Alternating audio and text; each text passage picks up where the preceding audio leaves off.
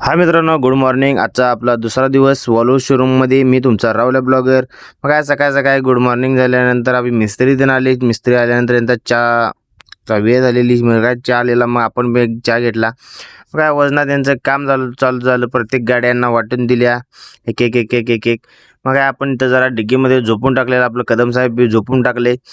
मग काय इकडं ही शर्मा ट्रॅव्हल्स, इकडं PVS आलेलं आहे, इंटरसिटी स्मार्ट बस, ही राजरतन, ही इंदोरला चालते. टॉप विषय इकडे तर ह्यांचा नाद करायचं नाही. मग काय यांचं काम चालू होतं, थोडंफार मोठं छोटं चालूच आहे.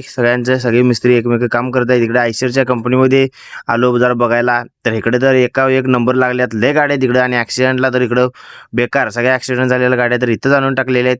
बघा इकडे त्याच ॲक्सिडेंटच्या गाड्या तयार करायला यांच्या बॉड्या कशा बांधल्या आहेत बघा. खतरनाक असं मिस्त्री आहेत. एकाच दिवसात कमी कमी 4-5 तर गाड्या तयारच करतात तिने. आणि ढीग मिस्त्र्याने आपल्या गाडीचं काय काम झाली का बघायला आलो, तर अजून या मिस्त्रीने एक हात पण लावला नव्हता, कारण आपल्या गाडीचं पार्टच अवेलेबल नाही आहेत. काल पण हॉल्ट होतं नाही, आज पण हॉल्ट आहे.